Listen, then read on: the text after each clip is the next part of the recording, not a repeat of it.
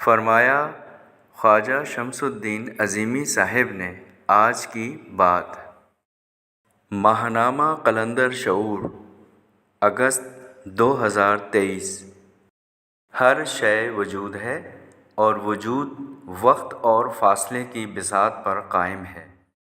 فاصلہ وقت میں طے ہوتا ہے اور وقت خود کو فاصلے میں ظاہر کرتا ہے۔ جیسے 5 منٹ تب مظہر بنتے ہیں جب 5 منٹ کی مسافت ہو۔ وقت اور فاصلے کی ایکویشن جاننے کے لیے ایک سفر کی رودات پڑھیے۔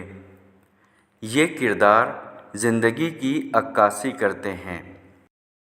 چھوٹے بڑے قد کے 2 مسافر سڑک پر چل رہے تھے۔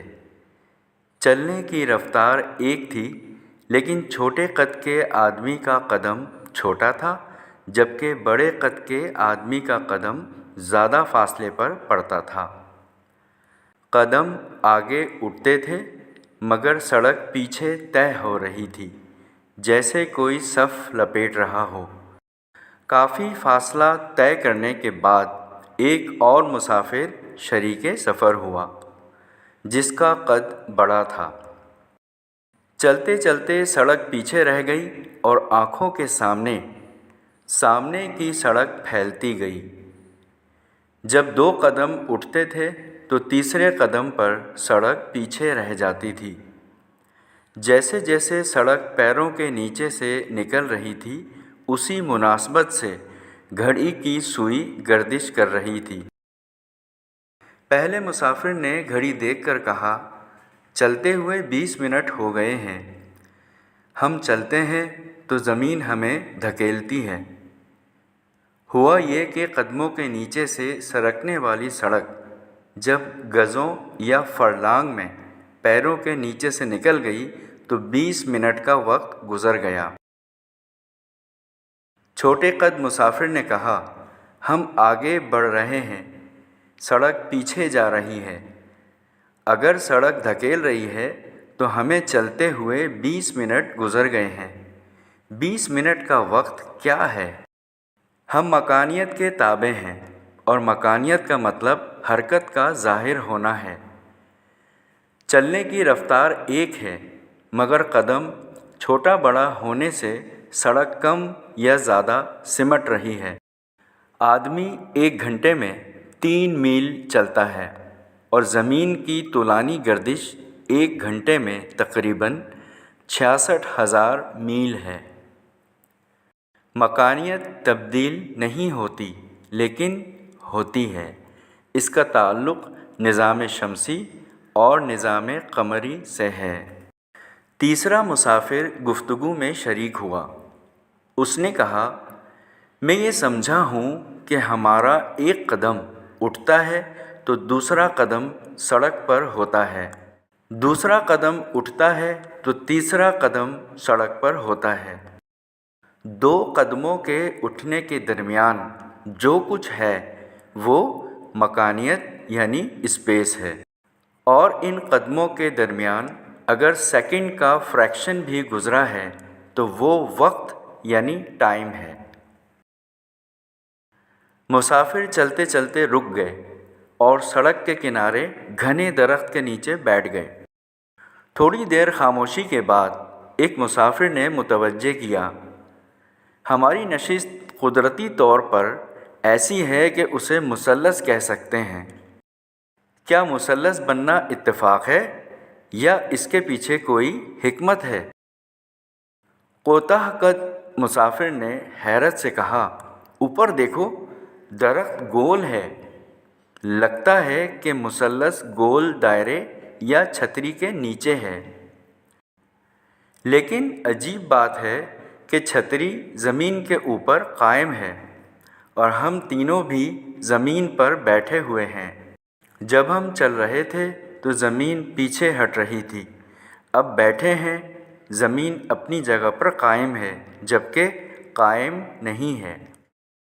کیا درخت کی گولائی یعنی چھتری اور ہمارا مثلث میں بیٹھنا کوئی ہم مانی بات ہے؟ تیسرے آدم یعنی انسان نے کہا، دوستو، درخت کی گولائی ایک تنے پر اور تنا زمین پر قائم ہے۔ زمین، تنا، پتوں اور شاخوں سے بنی ہوئی گول چھتری میں کیا پیغام ہے؟ مسافر اس مسئلے کو سلجھانے میں اتنے منہمک ہو گئے کہ وقت کا احساس نہیں رہا۔ جب وقت جاننے کے لیے گھڑی میں دیکھا تو 1 گھنٹہ گزر چکا تھا۔ ایک مسافر بولا، جب چلتے ہوئے سڑک کافی پیچھے رہ گئی تو 20 منٹ کا وقت گزر چکا تھا۔ اب ہم بیٹھے باتیں کر رہے ہیں، چل نہیں رہے، پھر 1 گھنٹے کا وقت کیسے گزر گیا؟ کیا وقت کا تعلق چلنے سے ہے یا وقت ہمارے چلے بغیر بھی گزرتا ہے؟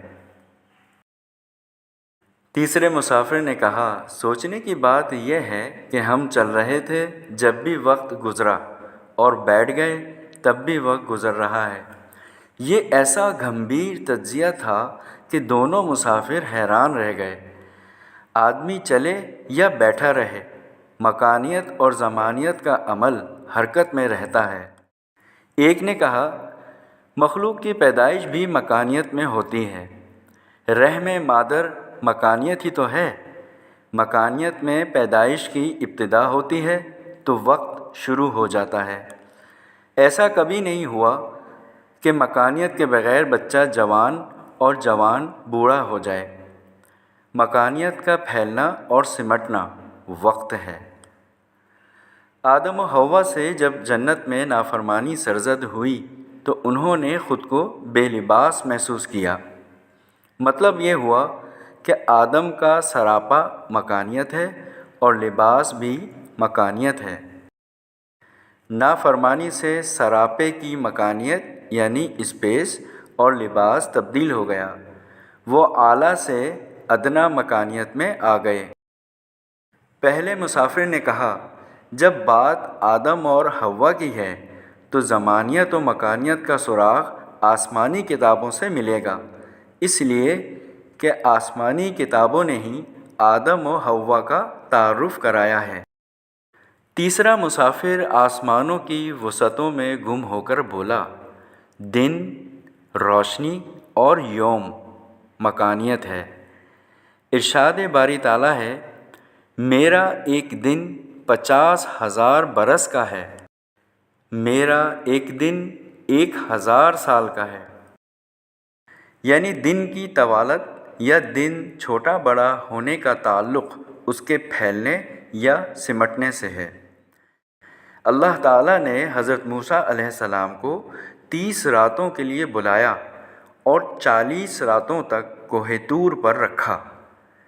یہاں صرف رات کی مکانیت کا ذکر ہے، جبکہ حضرت موسیٰ علیہ السلام 40 دن اور 40 رات کوہ طور پر رہے، یعنی وہ 40 رات اور 40 دن رات کی مکانیت یعنی اسپیس میں رہے۔ رات میں وقت پھیل جاتا ہے، دن میں وقت سمٹ جاتا ہے۔ اس کی مثال خواب ہے۔ دوسرے مسافر نے کہا، بات یہ سمجھ میں آتی ہے کہ ہر شے اور احساس مکانیت ہے۔ مثال، فضا میں بادل تیرتے ہیں اور بادلوں کے درمیان سے ہوائی جہاز گزرتا ہے۔ یہ سب اپنی جگہ الگ الگ مکانیت ہے۔ ان کو دیکھنے کے لیے آنکھوں کی، ان کا نام لینے کے لیے بولنے کی اور ان کی آواز سننے کے لیے کانوں کی مکانیت یعنی اسپیس استعمال ہوتی ہے۔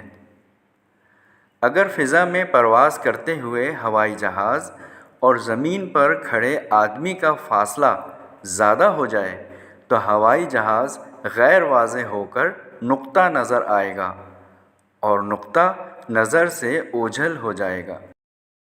آدمی کو جس مکانیت میں دیکھنے اور سننے کی عادت ہے، ہوائی جہاز اور آواز اس مکانیت سے دور ہو گئے۔ پہلا مسافر بولا، یہ مثال زندگی کے تمام معمولات پر صادق آتی ہے۔